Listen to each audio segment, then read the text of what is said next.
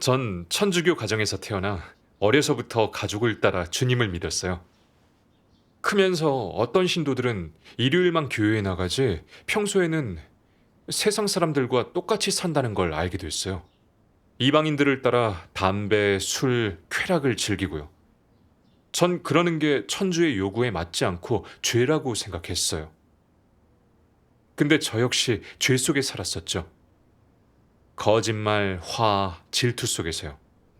신부님께 제 죄를 고백하기도 했지만 계속 죄를 짓고 뉘우치길 반복하며 죄에서 벗어나질 못했어요. 그러니 너무 괴로웠죠. 결국 전 성당을 떠나 다른 교파에서 죄를 해결할 길을 찾기로 했어요. 나중에 일을 하다 라울 형제를 만나게 됐어요. 형제는 오래된 크리스찬인데 여러 기독교 교회를 다녀봤지만 지금은 안 간대요. 목사가 새로운 빛도 없는 설교만 하면서 늘 헌금만 하라고 하고 그저 돈에만 관심이 있었대요. 형제 자매들이 어려움이 생겨 도움을 구할 때면 그랬대요. 일단 설교자한테 말하고 안 되면 그때 와요. 그 얘기를 듣고 어떻게 교회에서도 그런 일이 생기는 건지 참 답답하더라고요. 그 후에 대여섯 군데 교회를 가봤는데 정말 라울 형제가 말한 그대로였어요. 한 번은 예배 중에 신도들이 카드 게임을 하고 파티를 여는 것도 봤어요. 교회엔 완전히 성령 역사가 없고 종교인사들이 놀고 즐기는 오락장이 되어 있더라고요. 그 뒤로 다시는 교회에 안 갔어요. 근데 성경엔 그랬죠. 모이기를 패하는 어떤 사람들의 습관과 같이 하지 말고 오직 권하여 그날이 가까움을 볼수록 더욱 그리하자. 아멘. 그럼 어디서 예배를 드려야 할지 길을 잃은 것 같았어요. 기독교는 교파가 수천 개인데 그중 하나님의 인도와 성령 역사가 있는 교회를 찾는 건 쉽지 않죠. 라울 형제도 어디로 가야 할지 몰라 했어요. 우린 교회를 안 가고 그 대신 각자 성경을 공부하기로 했어요. 그리고 자주 모여서 성경도 보고 그 후에 인식도 나누고 서로 붙들어줬죠. 그렇게 몇 년간 매일 기도하고 성경을 읽으며 지냈어요. 근데 정말 괴로웠던 건 제 뜻에 안 맞거나 제 이익과 부딪히는 사람이나 상황을 만나면 화가 치솟는 걸 참을 수가 없는 거예요. 라울 형제가 가끔 제게 일을 도와달라고 할 때가 있었어요. 한 번은 시킨 일을 제가 잘 못 알아들으니까 말투가 날카로워지더라고요. 화도 나고 형제님이 말을 똑바로 안 해놓고 바보 취급하고 소리를 지르니까 용납이 안 됐어요. 그래서 저도 큰 소리로 되받아쳤죠. 그때 둘 다 흥분한 상태라 자신의 화를 다스리지 못했고 결국 그렇게 헤어졌어요. 그 형제 말을 듣기도 싫고 해명하기도 싫었어요. 나중에 냉정을 찾고 나서 다시 그때 일을 얘기하면서 자기 잘못을 인정하고 서로 사과했어요. 전 제가 죄의 속박에서 못 벗어나고 계속 죄 지으면서 하나님을 거역한다는 걸 알았어요. 기도하고 뉘우치며 죄를 안 지으려 해봤지만 아무리 해도 비슷한 상황이 생기면 또 죄를 지었어요.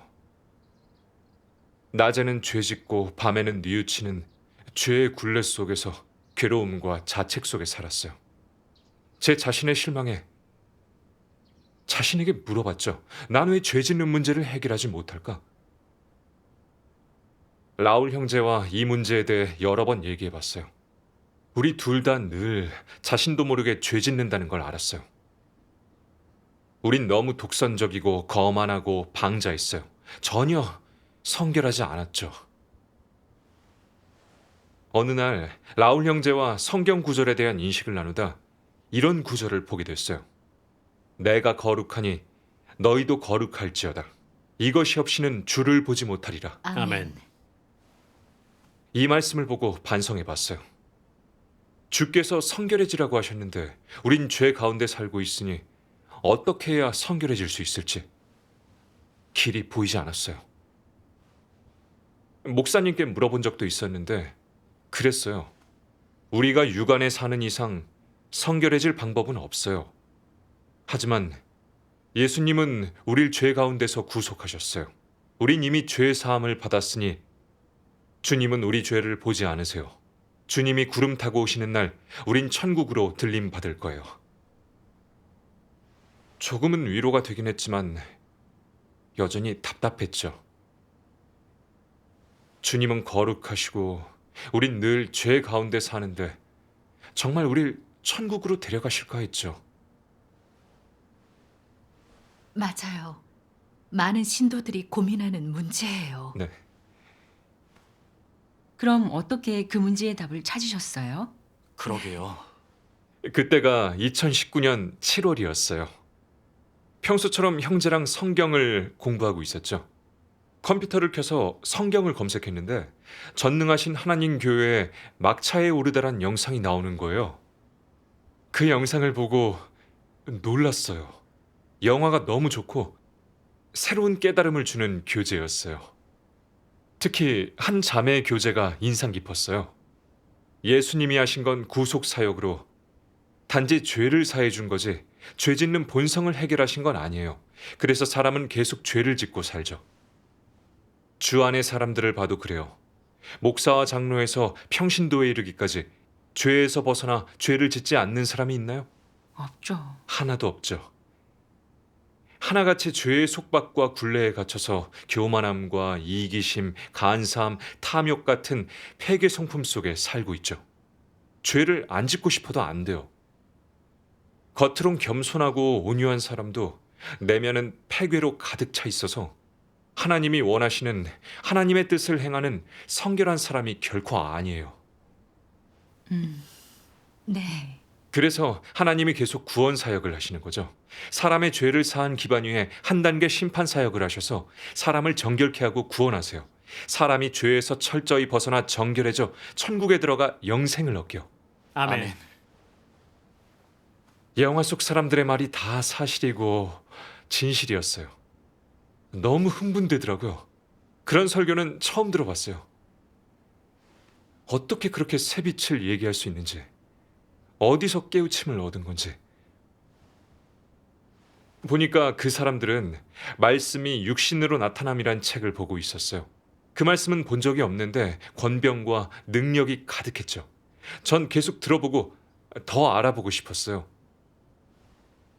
그 후에 전능하신 하나님 교회의 형제 자매에게 연락했고 인터넷으로 예배를 드리게 됐어요. 말씀을 보니 마음이 밝아지더라고요. 같이 하나님 말씀 낭송 영상 보실래요? 그래요. 전능하신 하나님 말씀. 사람이 속량받기 전에 이미 사탄의 많은 독소가 사람 안에 심어져 있었다. 사람은 수천 년 동안 사탄에 의해 폐괴되었고 내면에 하나님을 대적하는 본성이 자리 잡게 되었다. 그러므로 구속받은 것은 그저 속량받은 것에 불과하다. 즉 비싼 값을 치르고 사람을 사온 것이다. 하지만 사람 내면에 있는 독성은 제거되지 않았다.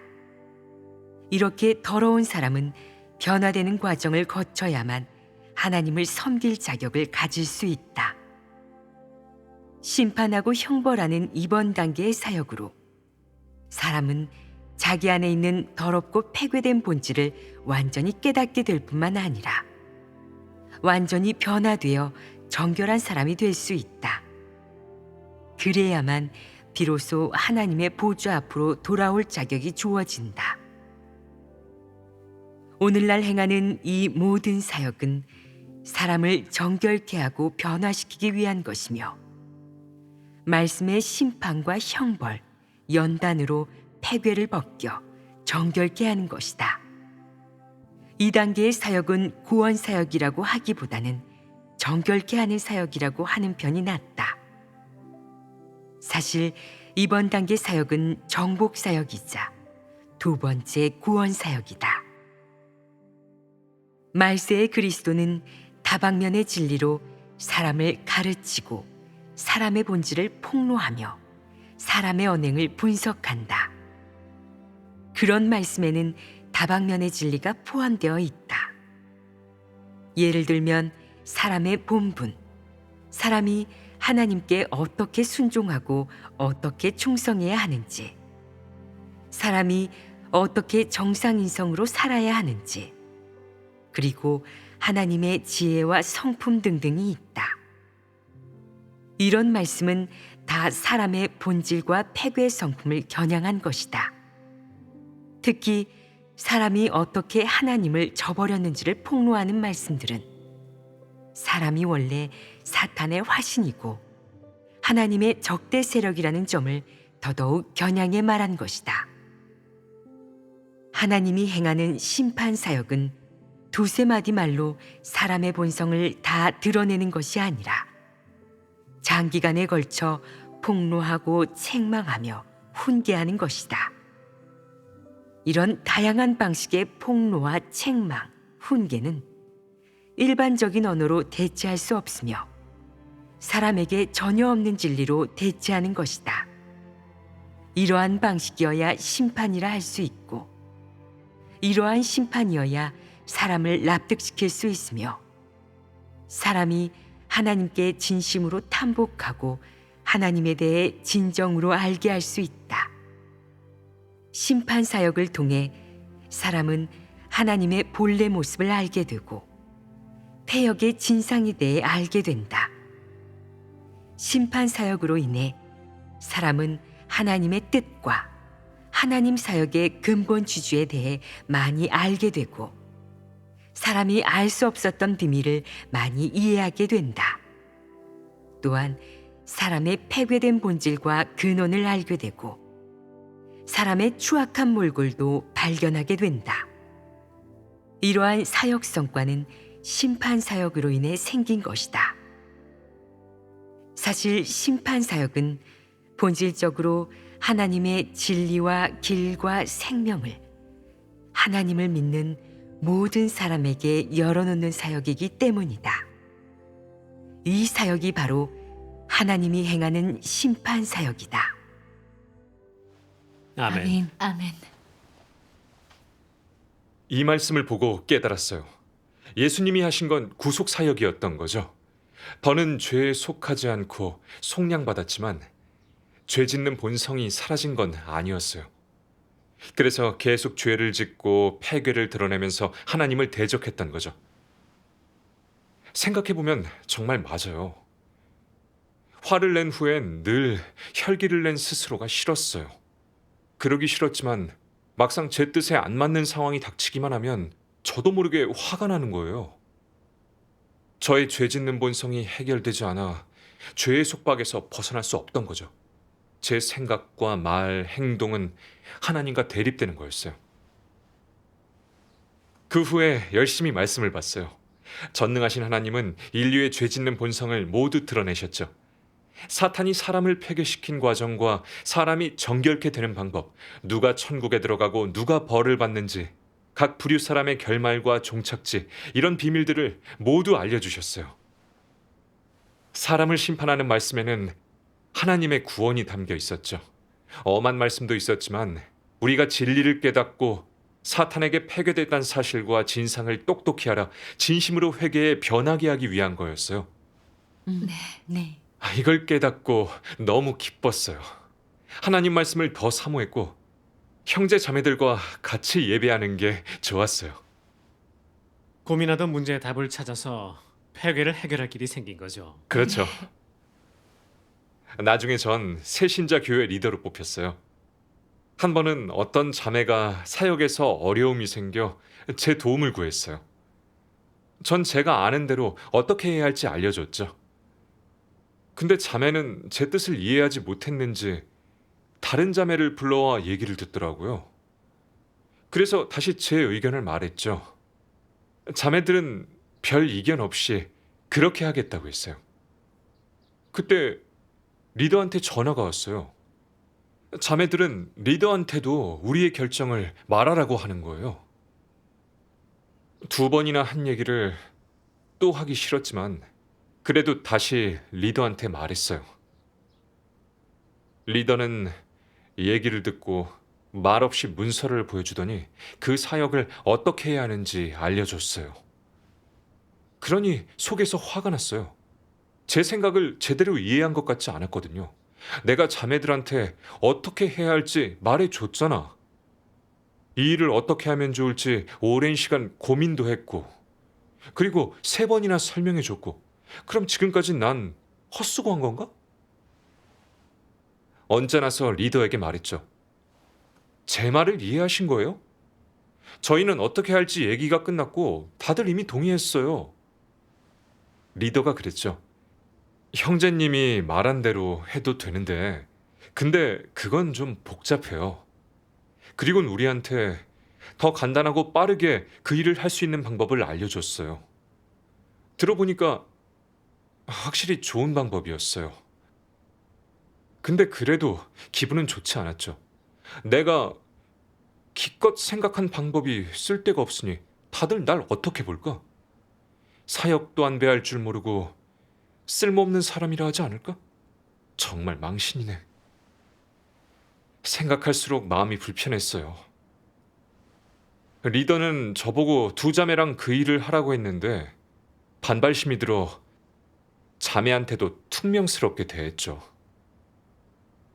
저도 그 일을 같이 하긴 했지만 하면서 패괴를 드러낸 일 때문에 불안하고 자책감이 느껴졌어요.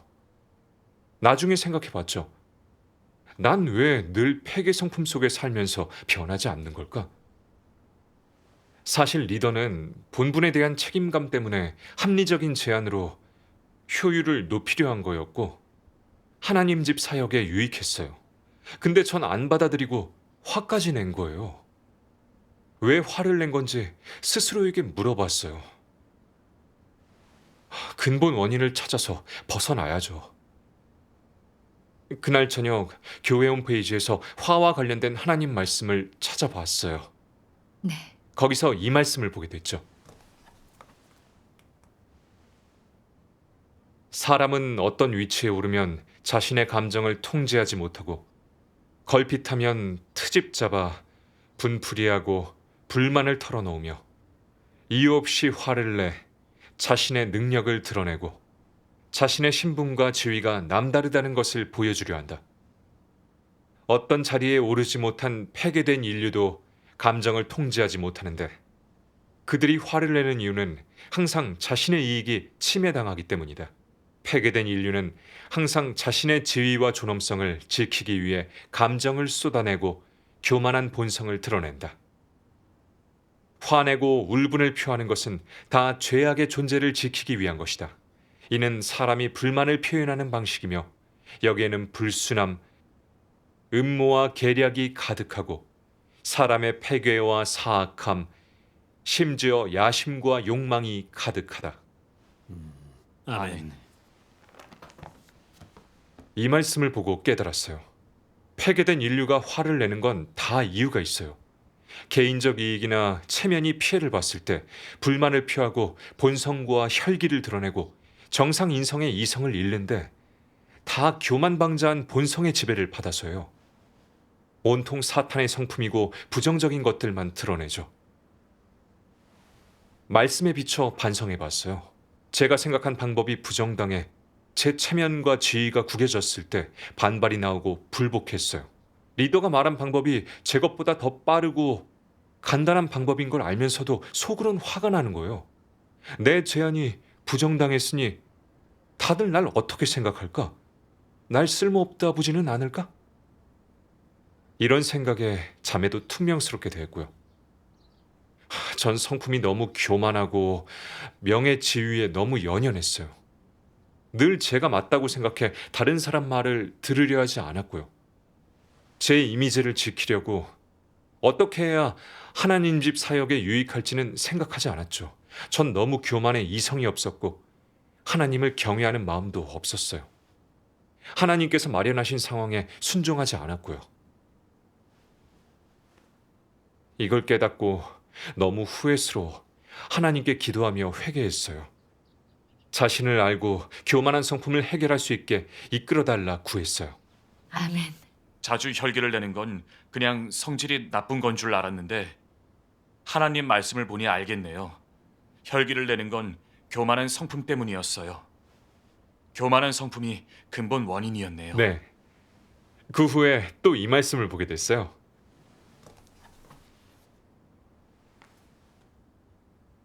교만은 사람이 지닌 폐괴 성품의 근원이다. 사람은 교만할수록 하나님을 더 쉽게 대적한다. 이 문제가 어느 정도로 심각하겠느냐?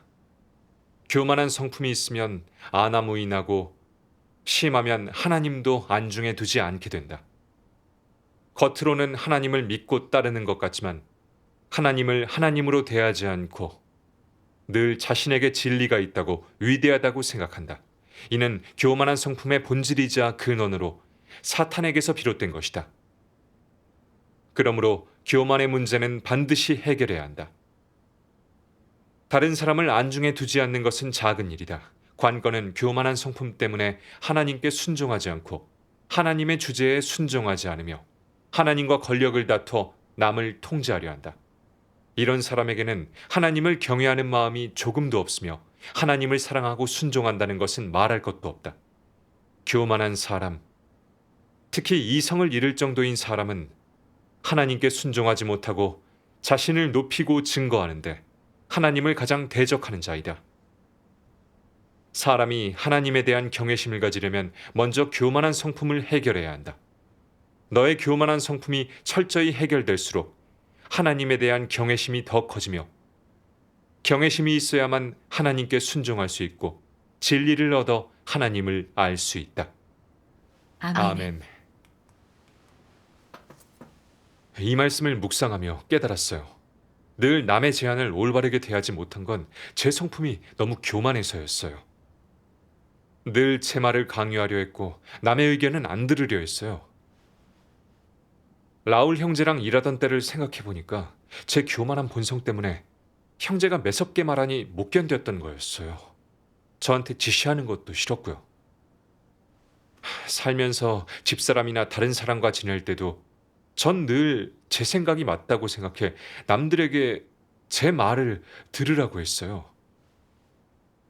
하나님을 믿고 형제자매와 협력할 때도 교만한 성품에 따라 살면서 남의 의견은 안 들으려고 했어요. 제 생각이 별로란 걸 알 때도 제 말대로 하라고 고집을 부렸어요. 교만에 이성이 없었죠. 늘 교만한 성품으로 살았기 때문에 이성적으로 문제를 보지 못해 늘 제가 옳다고 여긴 거였어요. 사실 제 생각이 남들보다 못할 때도 있었고 꼼꼼히 생각하지 못한 적도 있어요. 집사람과 살면서도 전 대부분 제 말이 맞다 생각했는데 제 말대로 했다가 잘못되기도 했어요. 이번에도 그랬어요. 리더의 방법은 간단하고 쉽고 시간도 얼마 안 걸려 효과가 좋은데 제 방법은 복잡하고 시간도 오래 걸리는 거였어요. 사실 앞에서 전 교만할 만한 게 없더라고요. 성실하고 겸손하게 제 위치를 지켜야죠. 다시 교만한 성품으로 산다면 결국 천사장과 같이 하나님을 대적하는 일과 거스르는 일을 저질러 하나님께 벌을 받을 거예요. 그쵸. 이걸 깨닫고 얼른 기도드렸어요. 하나님, 교만한 성품에 따라 살기 싫어요. 제 자리에 서서 정상 사람으로 살고 싶습니다. 본분을 이행하면서 형제 자매 제안을 잘 듣고 조화롭게 협력해서 본분을 잘해 당신을 흡족해 드리고 싶어요. 아멘. 그 후에 또 이 말씀을 보게 됐어요.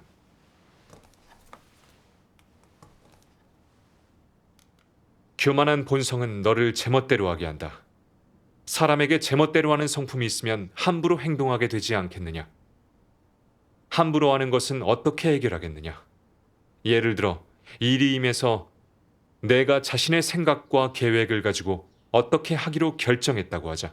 이때는 반드시 먼저 진리를 구하고 이 일을 어떻게 생각하는지 모두와 교제해야 한다. 다들 내 생각과 계획이 옳은지 그른지 진리에 부합하는지 아닌지 말하며 점검해 주도록 말이다. 이것이 함부로 행동하는 것을 해결하는 가장 좋은 방법이다. 먼저 너는 자신의 관점을 밝히고 진리를 구할 수 있어야 한다. 이는 함부로 행동하는 성품을 극복하기 위한 첫 번째 실행이다. 두 번째, 누군가 너와 다른 의견을 말했을 때 내가 함부로 행동하지 않으려면 어떻게 실행해야 하겠느냐? 먼저 자세를 낮추고 자기 생각을 내려놓고 다른 이도 교제하게 해야 한다.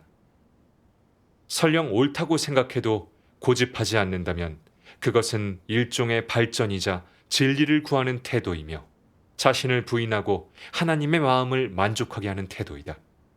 이런 태도를 가졌으면 자신을 고집하지 말고 기도하며 하나님께 진리를 구해야 한다. 그 다음 말씀에서 근거를 찾고 말씀의 근거에 결정해야 한다. 이것이 가장 적절하고 정확한 실행이다. 아멘. 아멘. 또 있어요. 제가 읽을게요. 네, 여기요. 네. 폐괴된 인류에게 있어 옛병이 도지는 것은 가장 해결하기 어렵다. 옛병이 도지는 것을 막기 위해서 먼저 자신이 진리를 얻지 못했고 생명 성품에도 변화가 없다는 사실을 알아야 한다. 하나님을 믿지만 여전히 사탄의 권세 아래 살고 있는 사람은 결코 구원받은 게 아니어서 언제든 하나님을 배반하고 하나님을 떠날 수 있다. 편안할 때 위기를 생각한다는 말처럼 마음에 이런 위기감이 있다면 어느 정도 자제할 수 있고 일이 닥쳤을 때 하나님께 기도하고 의지해 옛병이 도지는 문제를 피할 수 있다. 사람이 자신을 잘 모르고 자신의 사탄 본성이 아직 뿌리 깊게 박혀 있다는 사실을 모른다면 하나님을 배반할 위험이 여전히 존재하며 언제든 몰락할 위험이 있는 것이다. 이는 진실이며 신중을 기해야 한다. 무엇보다 기억해야 할 세 가지가 있다.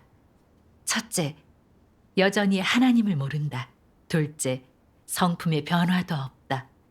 셋째, 아직 진정한 사람의 모습을 살아내지 못한다. 이 세 가지 역시 사실에 부합하고 또한 진실이니 스스로 명확히 알아야 한다. 사람은 자신을 잘 알아야 한다. 정말 의지가 있다면 좌우명을 하나 준비해 두어야 한다. 예를 들어 원래 마귀다. 혹은 옛병이 또 도진다. 어떻게 될지 장담할 수 없다. 혹은 나는 분토다 같은 문구들 말이다. 어떤 문구를 자신의 좌우명으로 하든 다 적절하다. 수시로 상기시키면 도움이 되니 여러 번 되뇌고 반성하도록 해라. 그러면 잘못을 저지르지 않거나 줄일 수 있다. 가장 중요한 건 하나님 말씀을 많이 읽고 진리를 깨달아 자신의 본성을 알고 폐괴 성품을 벗어버려야 하는 것이다. 그래야 위험이 없다. 아멘. 아멘. 말씀이 실제적이에요. 교만한 성품을 해결하도록 실행의 길을 주셨네요. 맞아요. 맞아요. 이 말씀을 보고 나서 깨달았어요. 교만한 성품의 해결법은 협력하면서 진리를 구하고 교제하는 거죠. 사역에 대해 상의할 때면 자기 생각을 형제 자매에게 말하고 자기 생각이 맞는 것 같아도 그걸 고집하면 안 되는 거죠. 진리를 구하고 하나님 뜻을 구하며 남의 의견을 들어야 해요. 모두가 자기 의견을 말할 수 있게 해야 하고요. 내 의견과 같든 다르든 겸손히 찾고 구하고요. 자기가 옳다고 하는 생각은 일단 내려놓고 모두의 의견과 생각을 듣고 하나님의 인도와 깨우침을 구해야 하는 거죠. 그러면 뭐가 옳은지 적절한지 알게 되고 자신의 부족함도 알 수 있어요. 만약 다른 사람의 의견이 내 것보다 좋은 걸 알았으면 일단 내 것은 내려놓고 받아들여야 해요. 그래야 하나님의 뜻에도 맞고 일을 잘못하지도 않죠. 전 저의 교만한 성품을 고치려고 좌우명도 써놨어요. 나는 분토니 교만해선 안 된다. 난 늘 자신을 통제 못해 위험한 지경에 처한다. 이건 교만한 성품을 드러낼 때 추태를 떠올려주고 교만한 성품 속에 사는 위험성에 대해 떠올리게 해주었어요. 그 후에 말씀에 따라 실행하며 남의 의견 듣는 걸 중시했어요. 집에서든 교회에서 형제 자매와 협력해 본분을 이행할 때든 남의 의견이 제 생각과 다를 때면 의식적으로 내 걸 내려놨어요. 다들 확실히 저보다 더 꼼꼼히 문제를 보더라고요. 전 진심으로 남의 의견을 받아들였고 그 의견에 따라 행했어요. 그렇게 실행하고 나니까 형제 자매와 협력할 때 반발심이 안 나는 거예요. 남의 의견들을 받아들일 수 있게 됐고 제 마음도 한결 더 가볍고 자유해졌어요. 진심으로 감사드렸죠. 감사합니다. 그 후에 또 이 말씀을 보게 됐어요.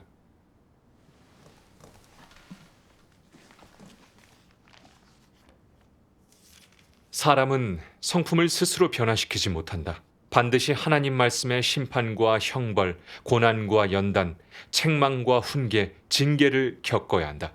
그래야 하나님께 순종하고 충성을 다하며 하나님을 기만하지 않게 된다.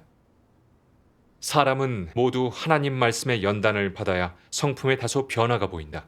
하나님 말씀의 폭로와 심판, 징계와 책망을 겪은 사람만이 감히 함부로 행동하지 못하고 침착하며 진중하게 된다. 가장 중요한 점은 하나님의 현재 말씀과 하나님의 사역에 순종할 수 있다는 것이다. 사람의 관념에 맞지 않을지라도 관념을 내려놓고 진심으로 순종할 수 있다는 것이다. 아멘. 아멘. 말씀을 보고 깨달았어요. 우린 스스로의 힘이나 의지력으로 성품을 바꿀 수 없어요. 극복하고 노력하면 행동은 조금 변할 수 있겠지만 그런 변화는 오래 가질 못하죠. 우리가 진정으로 성품이 변하길 바란다면 하나님 말씀의 심판과 형벌, 책망과 훈계, 채찍질, 시련과 연단을 받아야 해요. 그래야 우리의 사탄 본성을 깨닫고 사탄 성품에 따라 사는 위험성을 똑똑히 알게 돼요.